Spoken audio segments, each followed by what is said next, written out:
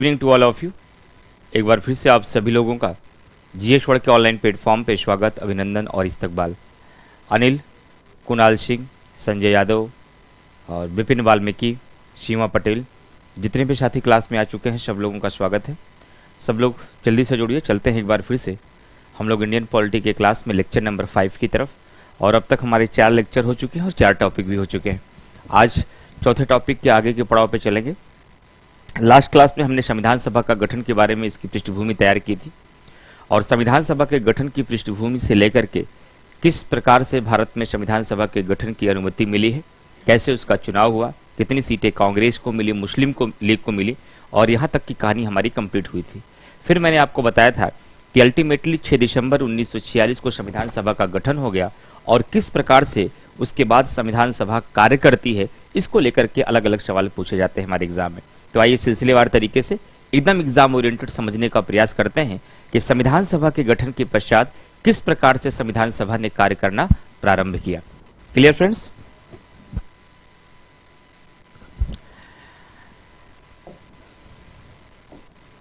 संविधान सभा का गठन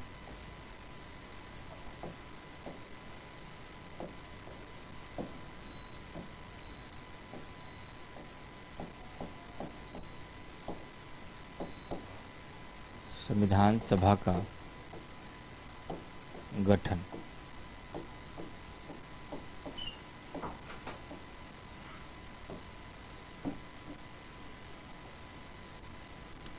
संविधान सभा के गठन की बात की जाए फ्रेंड्स, तो आपको जैसा कि पता है कि 6 दिसंबर 1946 को इसका गठन हो गया। 6 दिसंबर 1946 को 1946 को इसका गठन हुआ और उसके बाद इसकी 3 तिथियां बहुत महत्वपूर्ण हैं कि संविधान सभा की पहली बैठक कब होती है, संविधान सभा की पहली बैठक कब होती है, पहली बैठक, और उसके बाद 11 दिसंबर को क्या होता है, 11 दिसंबर 1946 को क्या होता है, और उसके पश्चात 13 दिसंबर 1946 को क्या होता है। इन 3 बिंदुओं को लेकर के आपके परीक्षा में खूब सवाल पूछे जाते हैं। जैसे अगर संविधान सभा की पहली बैठक एग्जामिनेशन में सवाल पूछा जाता है तो इसकी पहली बैठक 9 दिसंबर 1946 को होती है। 9 दिसंबर 1946 को 1946 में संविधान सभा की पहली बैठक हुई। लेकिन इसी पहली बैठक के दिन बहुत सारे संविधान सभा के द्वारा ऐसे कार्य किए गए जो आपके एग्जामिनेशन में सवाल पूछे जाएंगे। जैसे 9 दिसंबर 1946 को जब संविधान सभा की पहली बैठक हुई तो इस दिन अस्थायी रूप से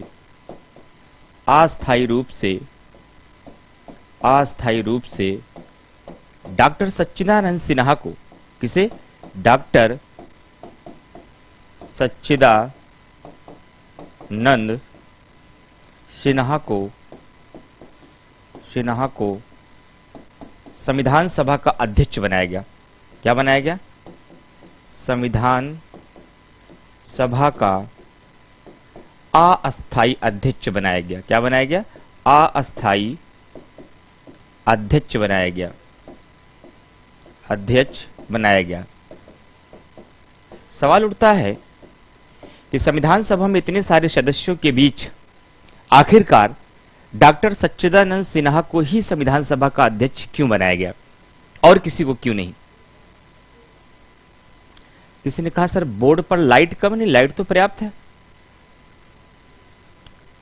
ऐसे एक बार अपने मोबाइल का लाइट आप थोड़ा सा बढ़ा लीजिए, कहीं वहां से दिक्कत तो नहीं? बोर्ड पर तो लाइट पर्याप्त है, जितनी लाइट रहती है उतनी लाइट है, कोई दिक्कत तो नहीं है शायद।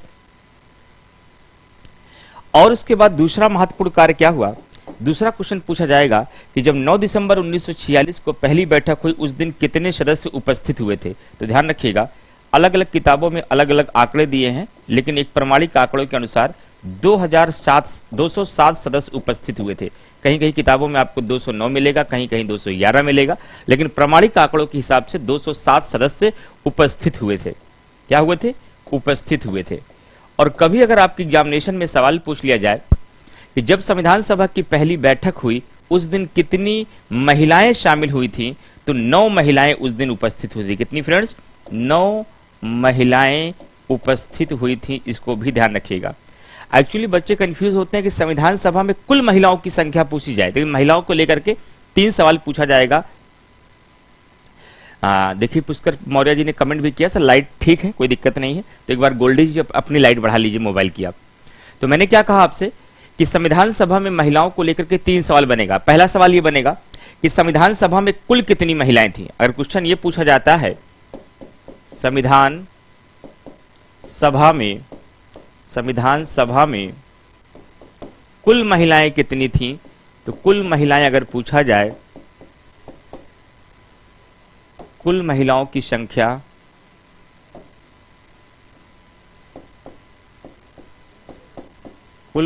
की संख्या अगर पूछी जाए तो फ्रेंड ध्यान रखिएगा, इसमें कुल महिलाओं की संख्या थी 15। कितनी थी?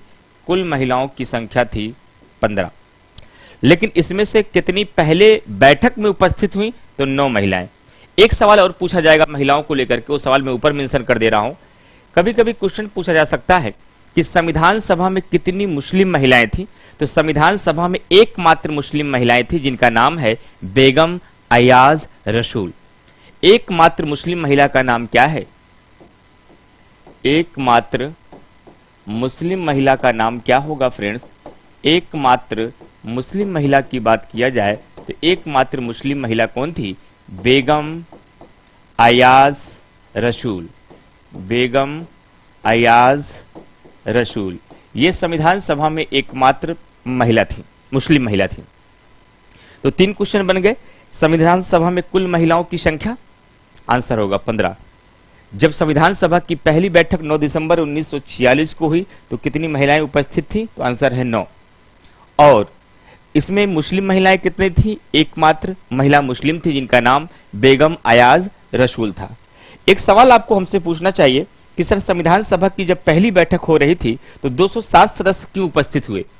आपने तो बताया है कि संविधान सभा में कुल सदस्यों की संख्या 389 है, और जब संविधान सभा के कुल सदस्यों की संख्या तो 389 थी तो आखिरकार 207 क्यों आए? तो इसी पहली बैठक में एक पॉइंट और भी नोट करिएगा कि मुस्लिम लीग ने इसका बहिष्कार किया था। क्या? मुस्लिम लीग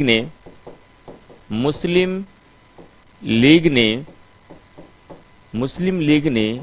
इसका बहिष्कार किया था। इसका बहिष्कार किया था। ये जितने भी पॉइंट आपके बोर्ड पर दिख रहे हैं ये सारे एग्जामिनेशन में पूछे जाने वाले सवाल हैं, तो हर एक पॉइंट पर एकदम केयरफुल रहिएगा आप। तो मुस्लिम लीग ने इसका बहिष्कार किया था। सर मुस्लिम लीग की संख्या जो थी वो 73 संख्या थी। अगर 389 में 73 अब माइनस कर दिया जाएगा तो फिर भी हमारे पास 300 प्लस संख्या बच रही है, तो 207 ही क्यों? तो एकमात्र कारण केवल मुस्लिम लीग का बहिष्कार ही नहीं था, बल्कि इसके 2 बड़े कारण थे। एक तरफ मुस्लिम लीग ने इसका बहिष्कार किया था और देशी रियासतों ने भी, प्रिंसली स्टेट ने जिसकी 93 सीटें थी, देशी रियासतों ने बहिष्कार किया। ये 2 बड़े कारण थे जिसकी वजह से जब संविधान सभा की पहली बैठक हुई उस दिन संविधान सभा में केवल 207 सदस्य उपस्थित हो पाए, क्योंकि अब तक देशी रियासतों ने भी अपना भविष्य तय नहीं किया था कि हमें भारत में रहना है या हमें पाकिस्तान में जाना है या हम स्वतंत्र अस्तित्व के रूप में रहेंगे, जो मैंने संविधान सभा के गठन में आपको राज्यों के पुनर्गठन में मैंने पढ़ाया भी था। ये इतनी बातें आपको याद रखनी होंगी। यहां पर एक स्टेटमेंट में बताता हूं कि जब संविधान सभा की पहली बैठक हो रही थी, इसके सारे स्टेटमेंट में एक ही जगह लिखा देंगे हम, लेकिन यहां बता देते हैं ओरली रूप से। जब संविधान सभा की पहली बैठक हो रही थी तो ब्रिटेन के पूर्व प्रधानमंत्री जिनका नाम था वेस्टिंग चर्चिल ने कहा भारत में एक ऐसे विवाह का समारोह हो रहा है। क्या? भारत में एक ऐसे विवाह का समारोह हो रहा है जिसकी दुल्हन ही गायब है। यह कथन किसका था? ब्रिटेन के पूर्व प्रधानमंत्री वेस्टिंग चर्चिल का कथन था। और यह कथन कब कहा गया था? जब 9 दिसंबर 1946 को हमारे संविधान की पहली बैठक हो रही थी और मुस्लिम लीग ने इसका बहिष्कार किया था। यहां तक मामला क्लियर? तो 9 दिसंबर 1946 को लेकर के इतने सारे सवाल पूछे जाएंगे। अगले सवाल की तरफ आगे बढ़ते हैं। अब देखते हैं कि 11 दिसंबर 1946 को क्या 11 दिसंबर 1946 की अगर मैं बात करूं फ्रेंड्स, तो 11 दिसंबर 1946 को क्या खास बात हुई?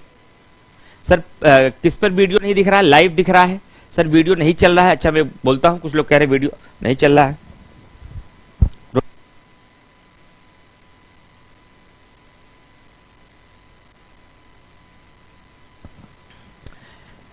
अब कमेंट देखिए, कमेंट 11 दिसंबर 1946 की बात करें तो इस दिन क्या हुआ? अस्थायी रूप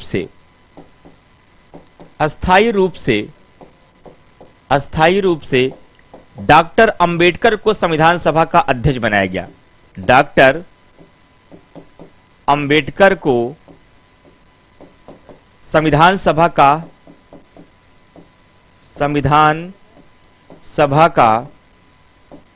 अध्यक्ष बनाया गया। संविधान सभा का अध्यक्ष बनाया गया। यहां तक पॉइंट क्लियर? तो सबसे पहले मैंने बताया, देखिए दोनों का अंतर समझ लीजिए कि सर आपने अभी आप कुछ देर पहले बता रहे थे कि इतने सारे सदस्यों के बीच डॉक्टर सच्चिदानंद को ही क्यों बनाया गया, इसका उत्तर नहीं बताया, मुझे याद है। इतने सारे सदस्यों के बीच में डॉक्टर सच्चिदानंद को ही इसका अध्यक्ष इसलिए बनाया गया क्योंकि ये सभी संविधान सभा के सदस्यों में से सबसे वरिष्ठ सदस्य थे। इसका मतलब हुआ वरिष्ठता के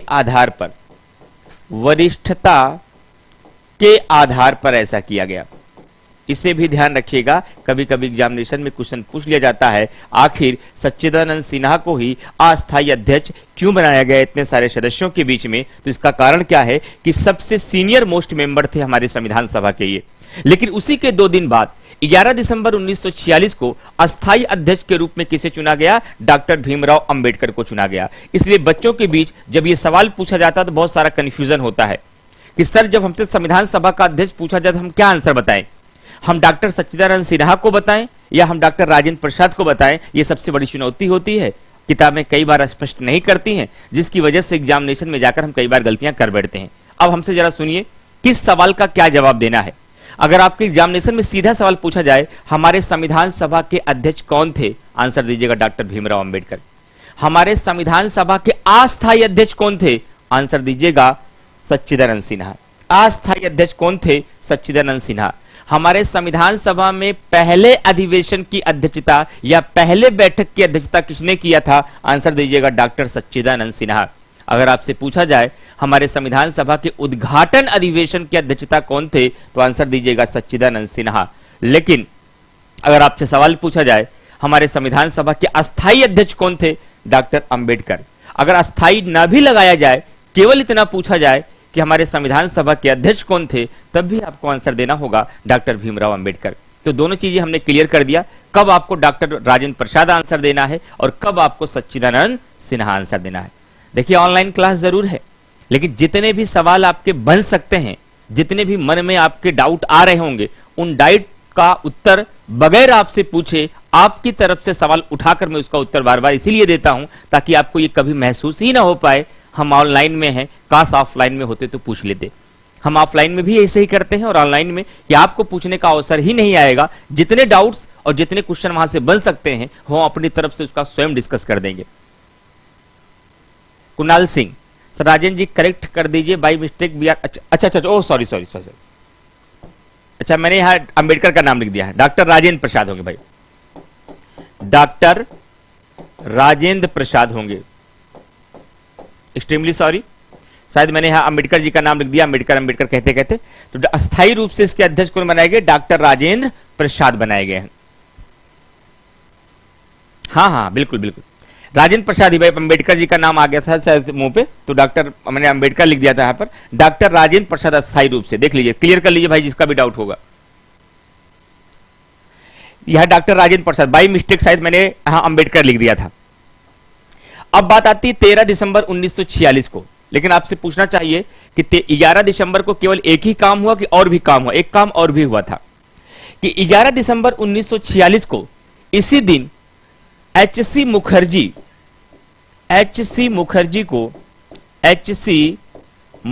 को क्या बनाया गया? संविधान सभा का उपाध्यक्ष बनाया गया। क्या बनाया गया?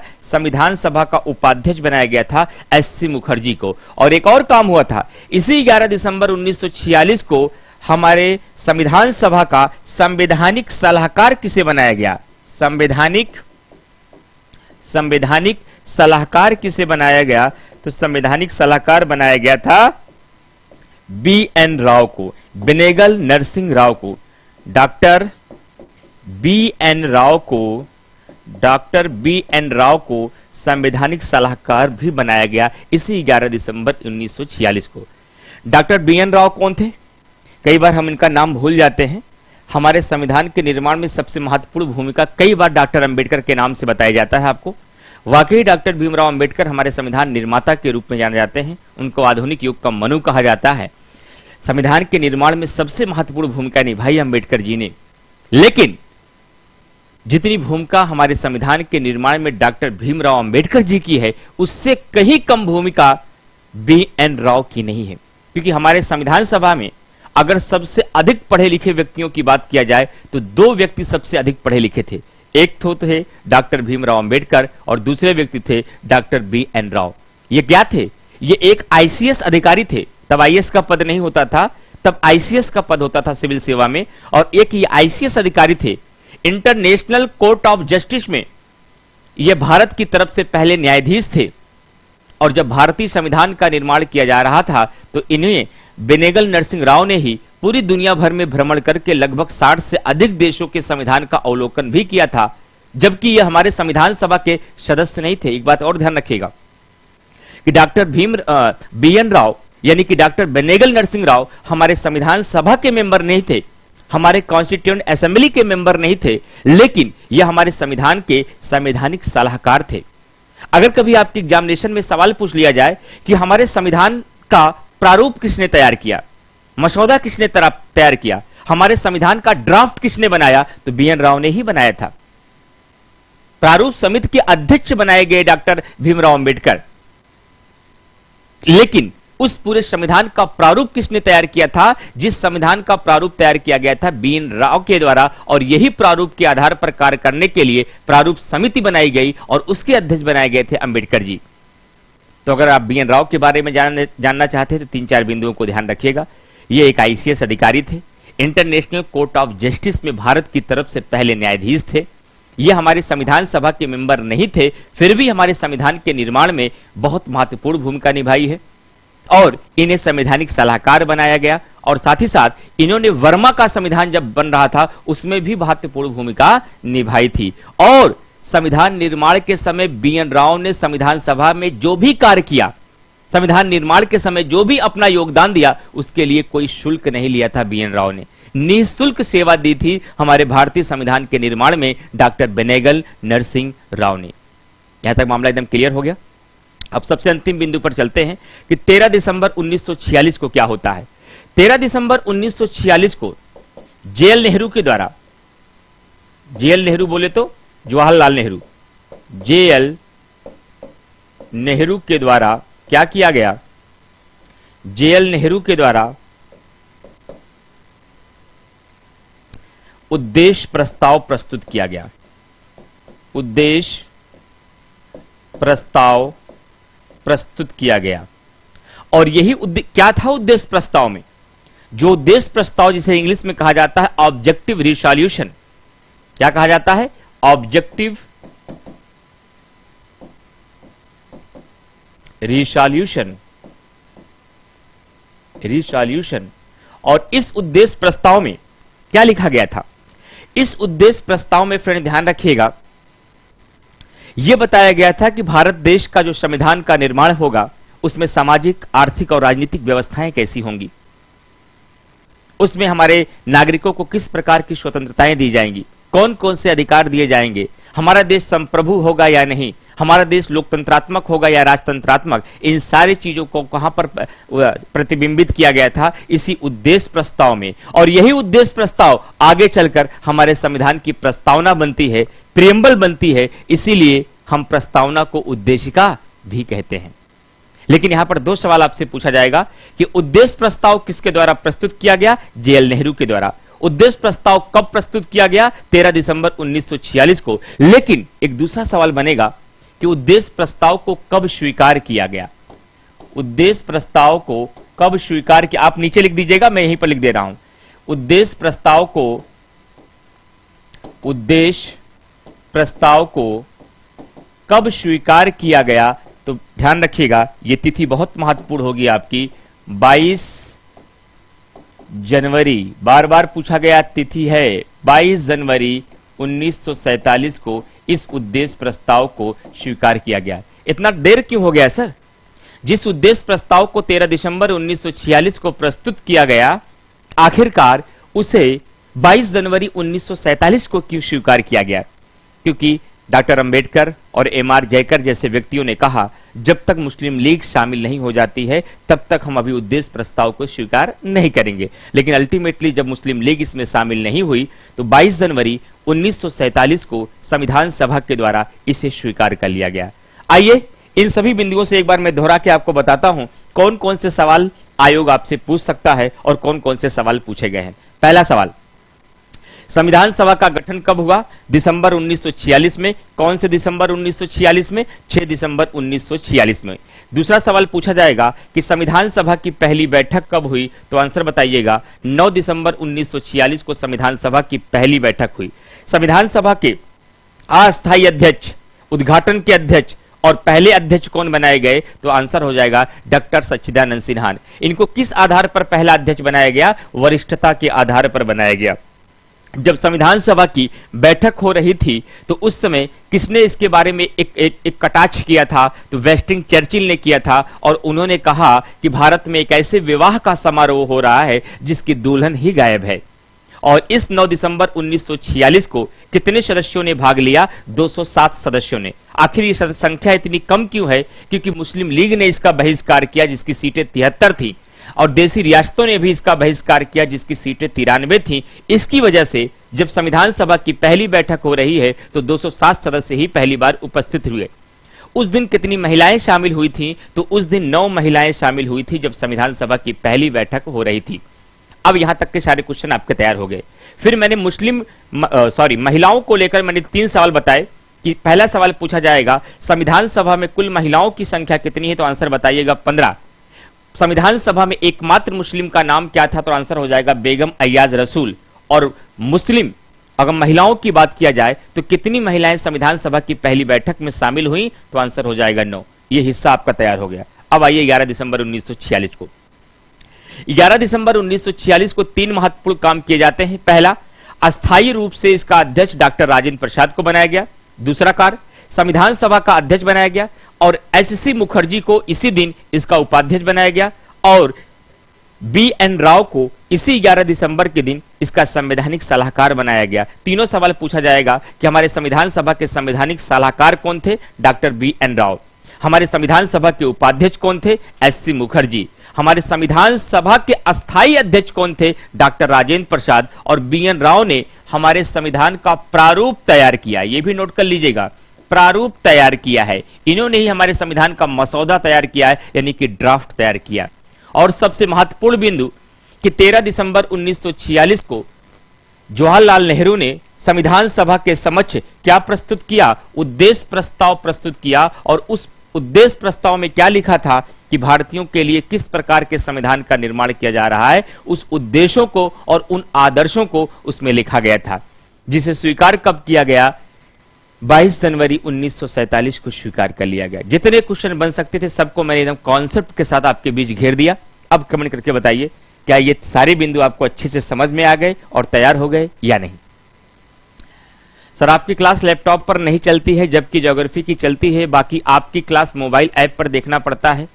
तो हमारे क्लास में हो सकता है कुछ वायरस आ गए हो, इसकी वजह से दिक्कत आ रही हो। क्लास तो सेम होगी, या पढ़ाने के तरीके में ऐसी कोई गड़बड़ी तो नहीं होगी कि ये लैपटॉप पे नहीं आती सर और ज्योग्राफी वाली सर की आ जाती है। राकेश कुमार जी ने कहा सर मेरा इसमें सीन नहीं किया जा रहा है। जब से मैं समझा रहा हूं अभी बोर्ड की तरफ मैंने देखा, थोड़ा सा धैर्य रखिए राकेश कुमार जी, जब उधर देखा जाएगा तब तो आपके एसएमएस को सीन किया जाएगा। मोबाइल में वीडियो चल रही है, सिस्टम पर पॉलिटी के वीडियो 25 से नहीं चल रहा है। देखिए भाई कुछ बच्चों के कमेंट है राकेश कुमार जी के, विनीत कुमार पटेल जी के, क्या ऐसे कारण है जो वीडियो में नहीं चले? जो भी उनको व्यक्तिगत रूप से इनको जवाब दीजिए। अब जाकर चेक करके बताइए चली कि नहीं वीडियो आपकी। राकेश कुमार, विनीत कुमार पटेल, क्लास छूटी तो नहीं है, सिर्फ अंतर इतना हुआ कि लैपटॉप पे नहीं चल पाई, मोबाइल में चल रही थी ना। चलिए अब सारे लोग कमेंट करके बताइए ये सारे बिंदु आपको अच्छे से समझ में आ गए या नहीं। जितने भी लोग क्लास में हैं जल्दी से कमेंट करके बताइए ये सारे पॉइंट अच्छे से समझ में आ गए या नहीं, फिर मैं आगे चलता हूं। विनीत कुमार पटेल, राकेश कुमार, विश्व विजय सिंह, अंतिमा सिंह, जल्दी से कमेंट करके बताइए फिर मैं आगे बढ़ता हूं। आप लोग कमेंट आ नहीं रहे अभी।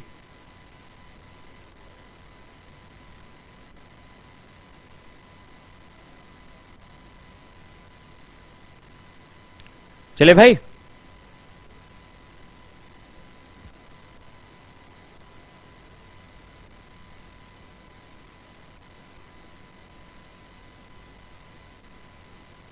देखिए भाई क्यों, क्या दिक्कत है बच्चों को कमेंट नहीं आया, कोई प्रॉब्लम है क्या? कमेंट करके बताइए यस और नो। अभी कमेंट किसी के आ नहीं रहे। अब कमेंट अब आया ऊपर का, अब ये सेट नहीं था यहां पे ना। सोनम यादव सर एकदम क्लियर हो गया, सिस्टम पर लाइव शो करने लगा, बिल्कुल। एक बार चेक कर लिया क्या दिक्कत रहती, क्यों लैपटॉप पर नहीं चलती ना।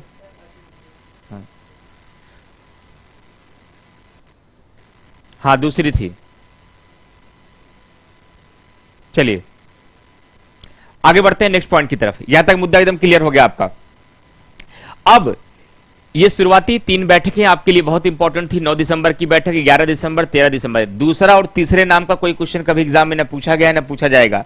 संविधान सभा की पहली बैठक पूछा जाएगा संख्या के आधार पर। उसके बाद 11 दिसंबर वाली तिथि को आपको यह बताना होगा कि कब अस्थायी अध्यक्ष डॉक्टर राजेंद्र प्रसाद को बनाया गया, कब उपाध्यक्ष एससी मुखर्जी को बनाया गया और कब संवैधानिक सलाहकार बीएन राव को बनाया गया। और 13 दिसंबर को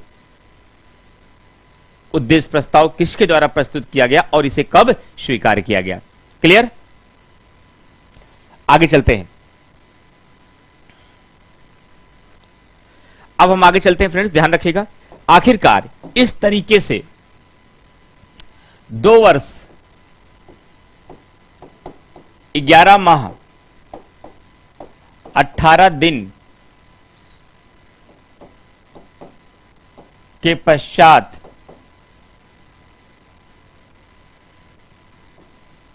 63,96,729 रुपए व्यय होने के बाद, यानी खर्च होने के बाद, व्यय होने के बाद हमारा संविधान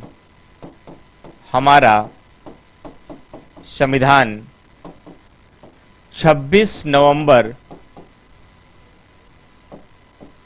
1949 को 1949 को बनकर तैयार हुआ, बनकर तैयार हो गया। 26 नवंबर 1949 को बनकर तैयार हुआ और इस दिन तक कुल 11 अधिवेशन हुए थे। 11 अधिवेशन हुए थे।